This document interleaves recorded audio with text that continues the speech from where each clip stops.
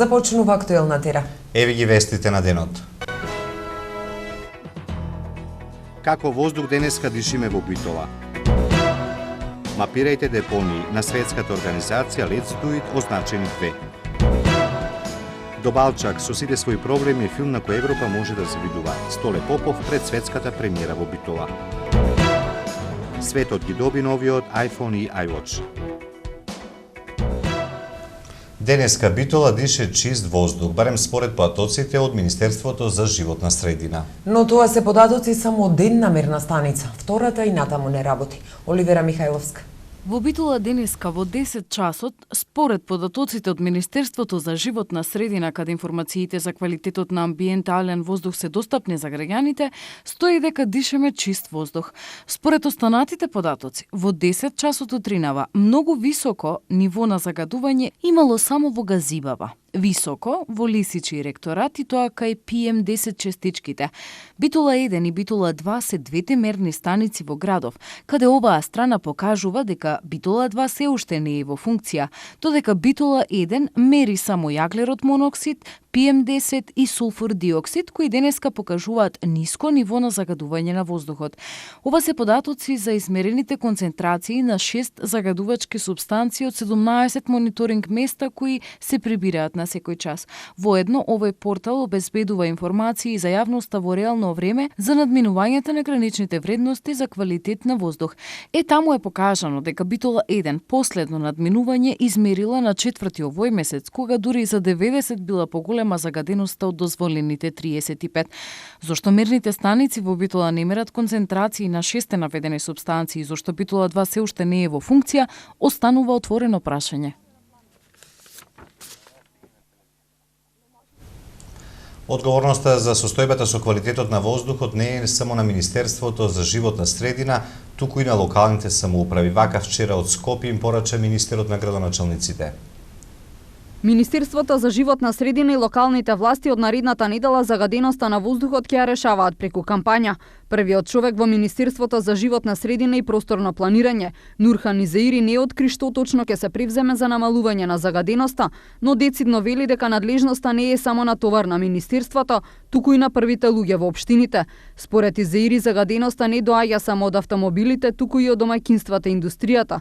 Министерството за животна средина неодамна извршило мерење на загаденоста на индустриските капацитети во земјава, кој колку загадува ќе се знае наредната недела, пошто градоначалниците ќе треба да превземат мерки. Ние следна недела ќе излеземе со кампања, така што ќе треба да се вклучат и локалните власти. Не се надлежни само Министерството, туку и локалните власти. Ќе се разгледа ова можност со сите локални власти, ние ќе излеземе со кампања како да го подобриме тоа. Ние извршивме мерења и на други загадувачи на воздухот, така што и тие мерења се пратени во надлежни лаборатории акредитирани, така што во склоп, кога ќе ни се вратат и другите резултати, ќе излеземе со за јавноста, за сите загадувачи, за сите дотични, за сите. За зимава градската власт се подготвува да го примени лондонскиот метод за намалување на загаденоста. Улиците во зима ќе се прскаат со калциум, магнезиум, ацетат, средство кое ги лепи PM10 частичките од воздухот на асфалтните површини и ги спречува да се шират. Минатата година загаденоста ги надмина границите 25 пати над дозволеното. Градските власти како трајно решение за решавање на проблемот со загаденоста се повикуваа на гасификацијата.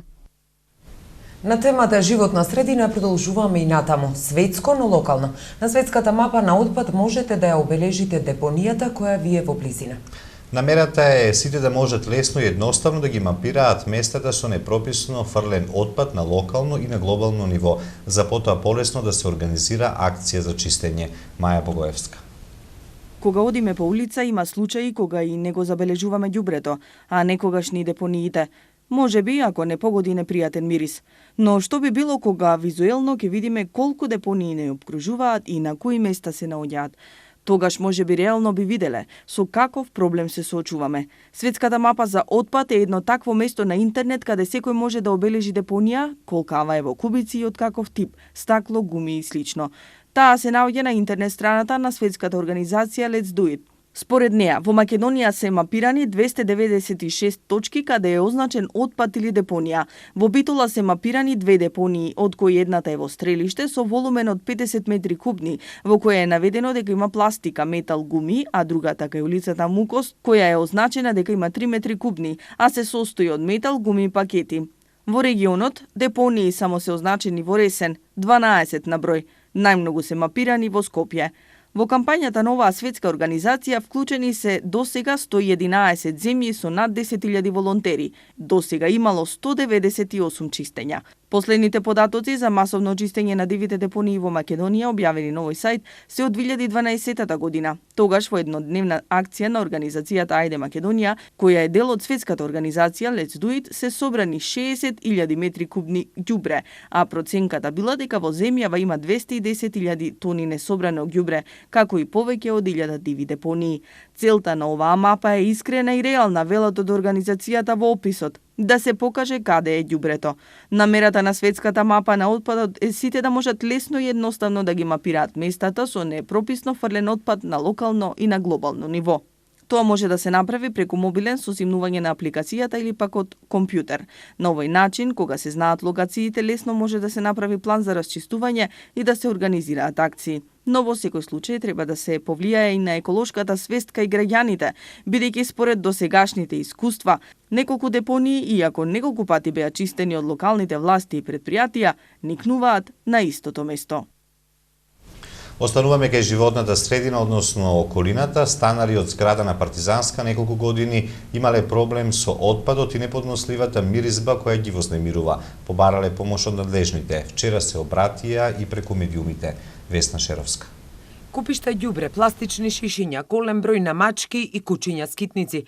Оваа слика може да се види од улицата Партизанска во Битола.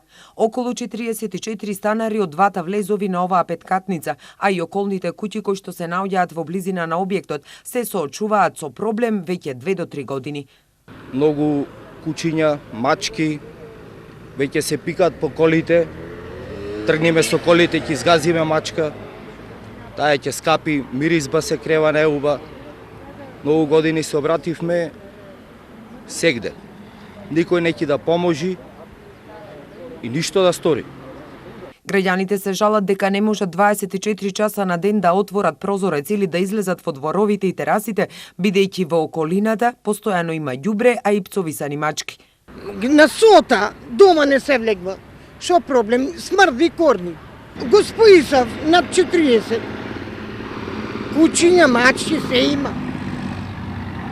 Шо цој се и мачето зад куќа врли го. Цој се и мачето зад куќа. Ние не сме луѓе овде на сота сме. Велат дека ова станува опасно место за живење, а стравуваат и од ширење на заразни болести. Со смрдеја, со кучки, мачки, со ѓубрина. Жителите неколку пати побарале помош од надлежните. Не можеме поќе вака од нас.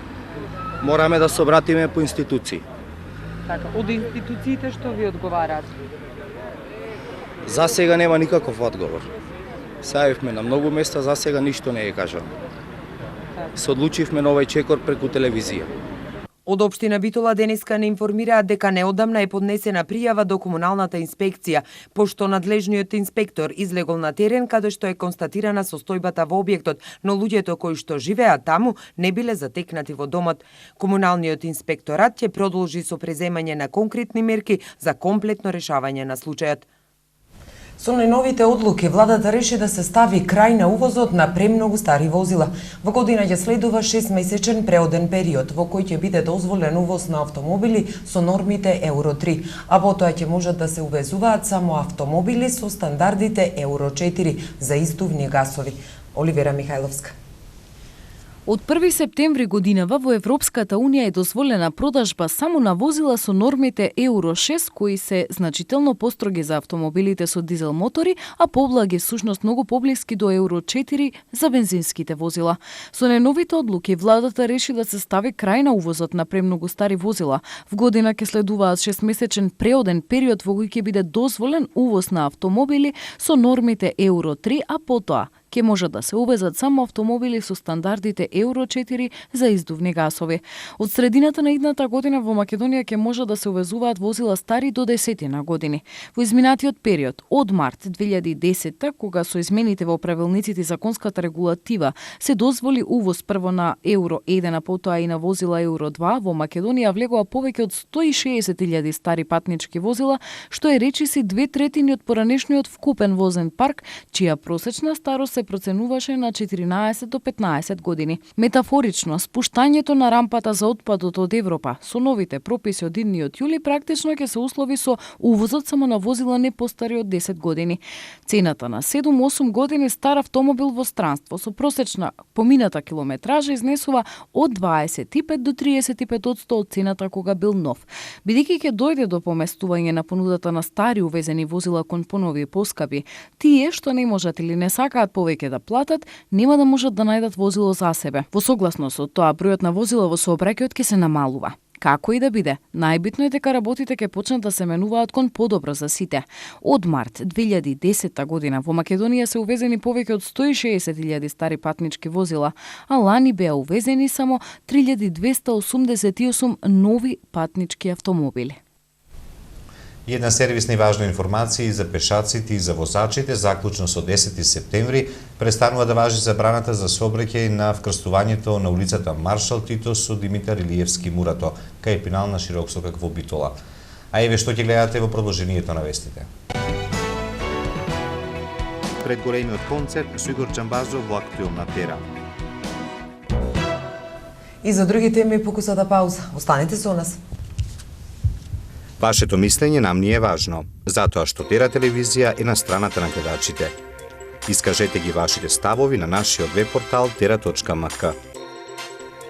Прашањето за оваа недела гласи: дали е потребно детските градинки да работат и во викенди? Да, не.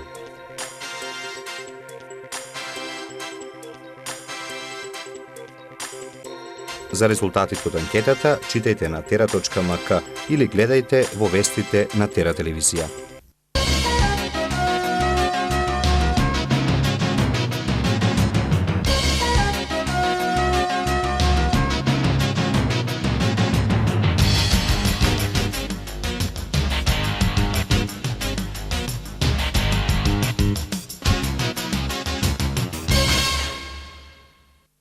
Имунизацијата главна тема на петиот медицински конгрес очекува учество на 500 учесници предавачи од Македонија, Балканот, Европа и светот. За Венецијанската комисија најспорни од 7 амандмани се двата кои се однесуваат на регулирање на бракот како заедница меѓу маж и жена и вонбрачната заедница, како и амандманот кој го регулира формирањето на финансиска зона. Транспортните услуги во големото јаболко се зголемуваат со уште едно такси само за жени со возачи од понежниот пол. Клиентите ќе може да викаат такси во њот преку смартфон апликација. Група од 12 директори кои представуваат 4 компании во посета на Македонија. Оти груп која вторпат ја посетува земјава веќе потврди дека ќе отвара фабрика во Битола за извоз на лепенки за гуми. Apple го представи новиот iPhone 6 и паметниот часовник iWatch. Компанијата се залага за поголеми екрани за двете нови верзии на смартфонот, кои го претвораат негој часовникот во дигитални паричници. Американскиот секретар Кери пристигна во Багдад на почетокот на турнејата на Блискиот Исток за да добие поддршка за акција против исламската држава.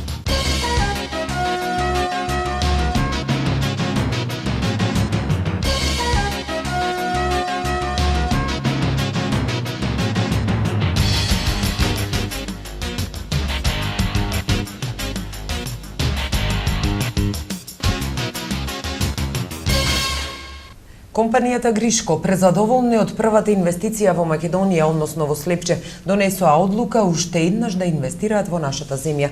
Премиерот Никола Груевски денеска оствари средба со челниците на компанијата кои му ги соопштија деталните планови за новата инвестиција. Министерот за привлекување на странски инвестиции Бил Павлевски по средбата откри дека почетокот на градбата на новата фабрика ќе се случи во почетокот на месец октомври. Во првата своја фабрика Гришко вработи 82 лица кои во моментов работат на производство на обувки. Во фабриката која денес ја нејавуваме ќе бидат вработени околу 200 лица. Се очекува следната година втората фабрика да започне со работа, а во меѓувреме ќе бара работници кои дополнително ќе ги обучи, истакна Павлевски. Компанијата Евана во пресед на третата фаза од процесот на либерализација на пазарот на електрична енергија најави специјални понуди за бизнис корисниците на отворениот пазар. Бизнис корисниците ќе имаат специјален третман со посебни пакети дизајнирани според специфичните потреби на нивниот бизнис. Ќе понудиме ефтина тарифа за сите бизнис корисници, а во зависност од напонското ниво на кое се наоѓаат, ќе понудиме поевтина цена и до 40%, вели менаџерот на ЕВН Нико Берберу. Третата фаза од процесот на либерализација ќе овозможи сите лиценцирани снабдувачи да понудат пониски цени за корисниците од досега регулираните. Со новите измени поврзани со процесот на либерализација и реализација на третата фаза, домаќинствата и малите компании имаат право да се снабдуваат со електрична енергија на слободен пазар или да останат на регулиран пазар, каде што цената и натаму ќе одредува Регулаторната комисија за енергетика. Оваа категорија на потрошувачи ќе треба до 15 ноември годинава да се изјаснат дали остануваат на регулираниот или пак ќе одлучат да се снабдуваат со електрична енергија на слободен пазар. Цената на регулираниот пазар ќе одредува регулаторна, а на отворениот цената ќе зависи од сите пазарни компоненти. А Битола е пред големиот фестивал, јубилејниот 35-ти браќа Манаки. На вториот ден од фестивалот ќе биде свечената премиера на Добалчак. Македонскиот филм Добалчак на режисерот Столе Попов е единствениот пријавен кандидат како кандидат на Македонија за престижната награда Оскар. Филмот е снимен по сценарио на Горан Стефановски, а македонската премиера ќе ја има на 14 септември на фестивалот Браќа Манаки во Битола. Поминаа многу години од создавањето на сценариото. Уште тогаш антиципиравме некои работи и свативме дека историјата не се менува. Од секогаш сакав да снимам филм за комитите. Ме интересираше прашањето на самостојноста, на слободарската идеја. Имав 3 неуспешни обиди за да снимам и конечно ни успеа. Многу се радувам што премиерата ќе биде на фестивалот во Битола. Јас инсистирав да не биде на самото отворање, зашто церемонијата трае час и кусур, а филмот е долг 165 минути. Кога правам филм, работам интуитивно, со цел да постигнам што поголем степен на идентификација на гледачот со ликовите и мислам дека успеав во тоа, вели Попов, кој најави дека скопската премиера на филмот ќе биде во октомври. Добалчак е голем и сериозен проект со кој секоја европска кинематографија би се гордеела, вака режисерот Попов се огласи на пресконференцијата во Скопје. Еден проект со кој било која европска кинематографија, значи европска кинематографија, би била подносна во продукцијска смисла, за уметничката ви оставам вас вие да судите, меѓутоа било која европска продукција би била поносна и би се гордеела. А ако споредбено, например, се погледа буџетот на филмот со она што како капацитет и продукцијски го носи тој филм, ќе видите дека за европски прилики, да не збориме за амерички, дека е тоа повеќе од смешно. Значи, повеќе од смешно. Но точно е тоа дека имаше известни проблеми за време на снимање на филмот, имаше и висмеајори, меѓутоа имаше и недоволно промислени организацијски зафати, имаше, би рекол, од неискуство. Македонија се уште нема, значи и професионален филмски капацитет, до таа мера голем, која сака да работи самостојно еден филм, за да може да го изнесе без никаков проблем. Значи, тоа ви го тврдам најодговорно. Имаше и субјективни пропусти многу, као и у секој голем филм. Значи, тоа е факт. Меѓутоа, мислам дека ни најмалку сето ова не фрла дамка врз самиот филм, а на крај крајшта вие ќе можете сами да просудите од кој ќе го видите филмот. Тоа беше објаснувањето на Столе Попов околу снимањето на филмот Добалчак, кој е на вториот ден од фестивалот Браќа Манаки.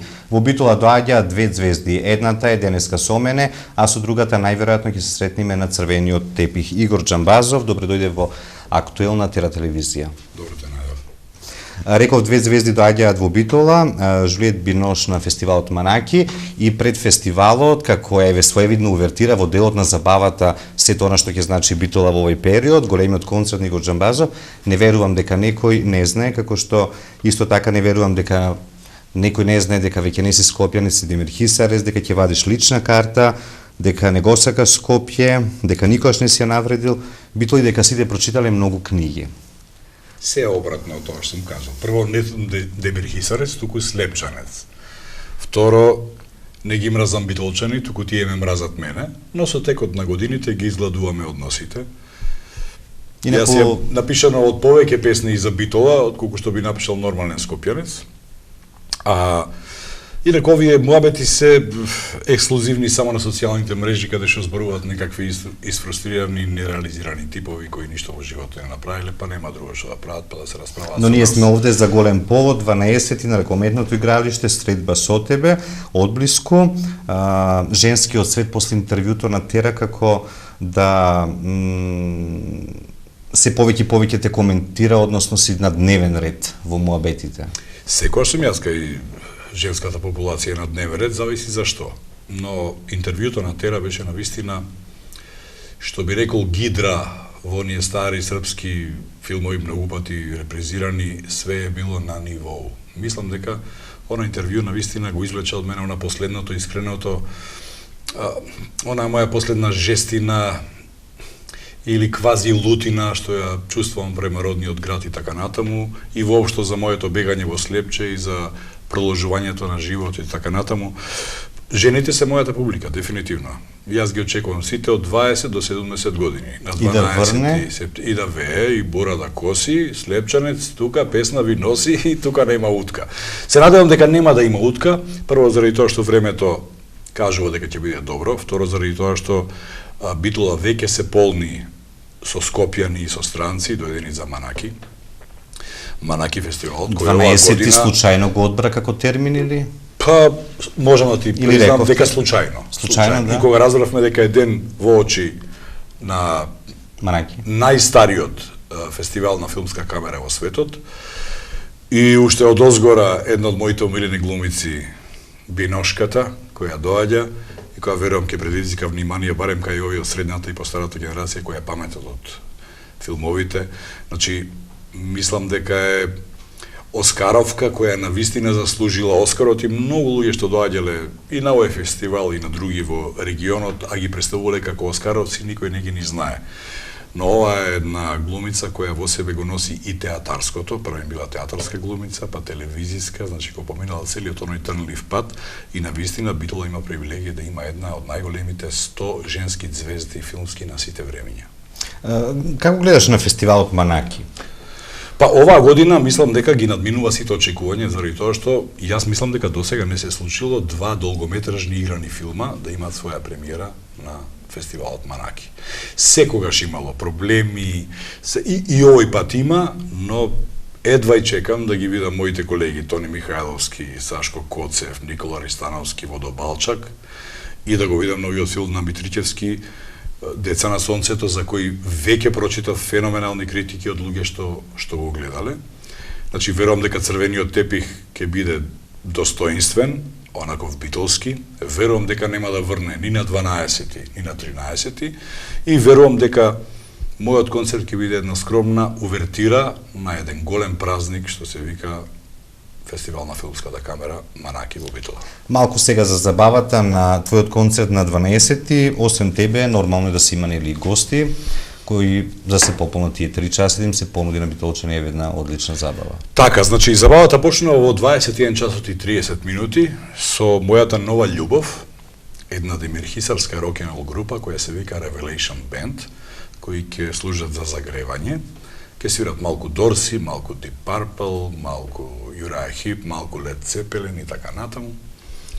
Потоа почна мојот концерт, имам 3 битолски звезди, значи ги имам моите пријатели од Театар Солза и Смеа, и да објавам јавно дека пред 15 минути се смиривме со Сашко од Солзи и Смеа.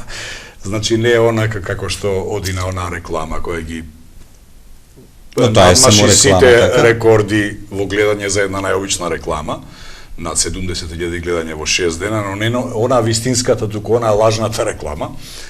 Потоа се моите пријатели драги. Таа лажната реклама беше заради маркетинг? Бидејќи вистинската не ли ја гледаат? А таа има само 3.500 гледања, а оваа лажната има 70.000 гледања. Но тоа е нашиот менталитет. Потоа се моите омилени Памперси, Димитар Андоновски, како мој старо нов пријател, кој беше гостини на мојот концерт во Борис Трајковски. И еве да кажам една убава приказка за него, дека дента на мојот концерт на 1 ноември во Скопје почина неговата баба. И кога мене тоа ми го јавија сабајлето, јас му порачав да си замени дома и дека ќе пееме заедно некогаш на друго место во друга прилика.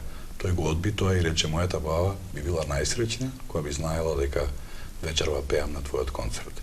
И тоа не се заборава. Такви пријатели се пријатели за цел живот, нели? И сега прашањето не И се разбира само само да довршам, секако Владче Илиевски како едно дете кое ме обожава, кое ја следи мојата кариера, за кого сум пишувал песни и така натаму, и најголемата звезда, мојата пријателка и девојка што ја обожуваат сите битолчани и битолчанки, се вика Тамара Тодевска, и таа ќе не почести со своето присуство. И секако тука е Гуру Харе бенд, можеби најдобриот бенд кој моментално екзистира во Македонија.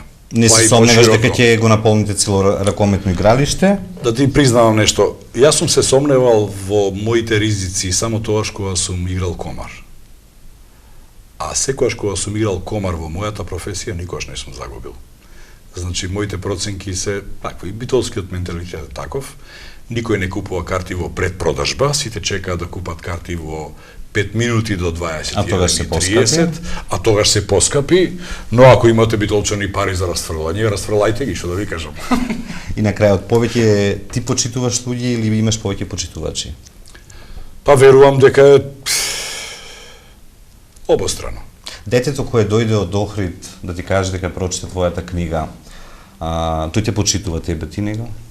Да, само заради тоа што пропатува 230 километри за да се види со мене. Иста едниот предизвик голем на Јурџан Базов кој ќе биде?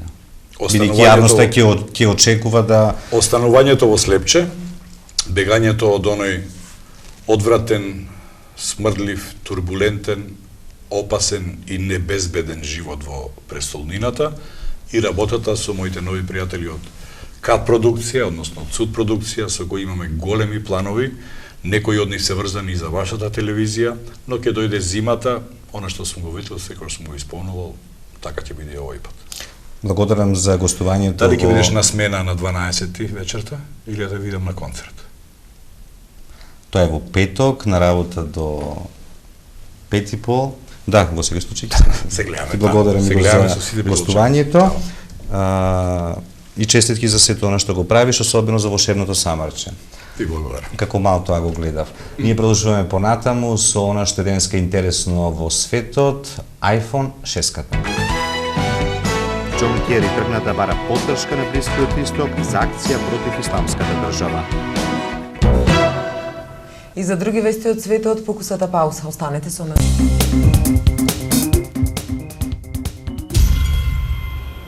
Фани Христова ја освојува светската диџеј сцена.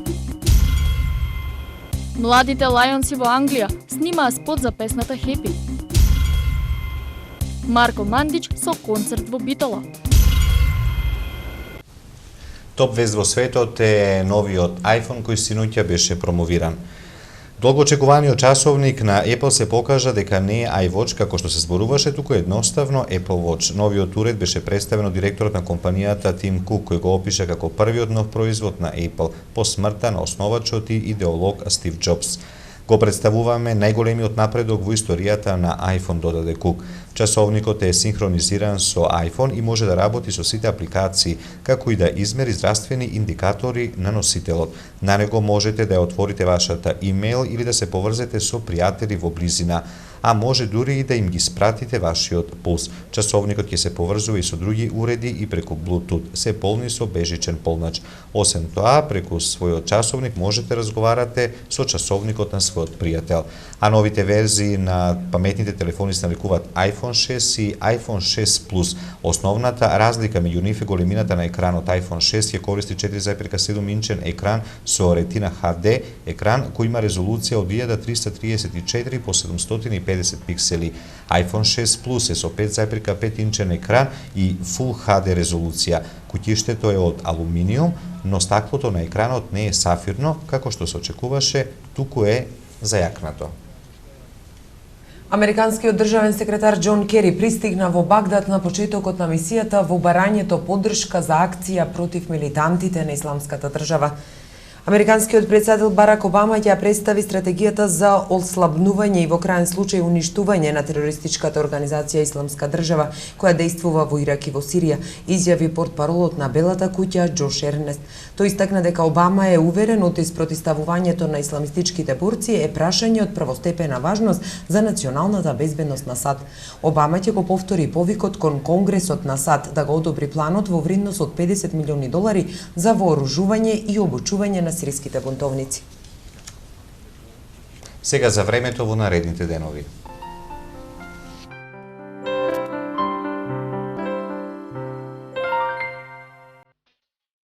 Какво ќе биде времето утре во Европа?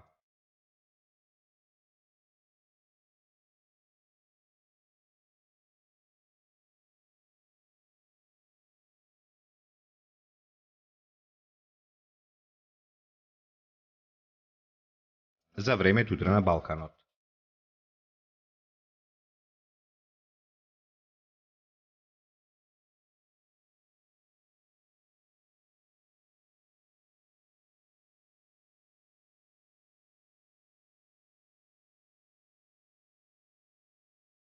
Какво ќе биде времето утре во Македонија?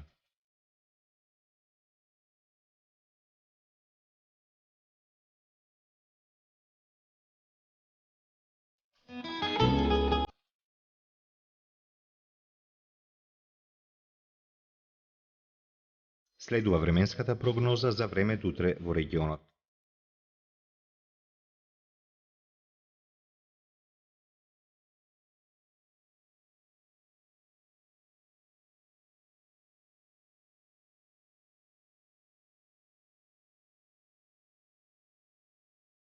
Какво ќе биде времето утре во Битола?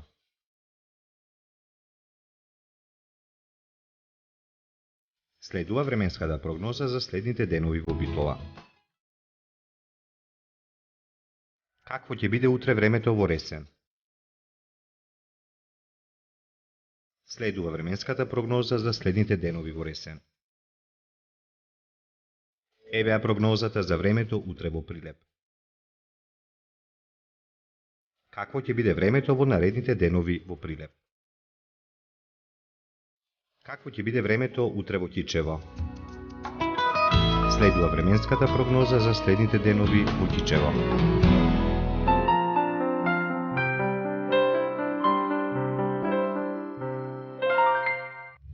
Тука е крајот на Актуел. Благодариме што бевте со нас.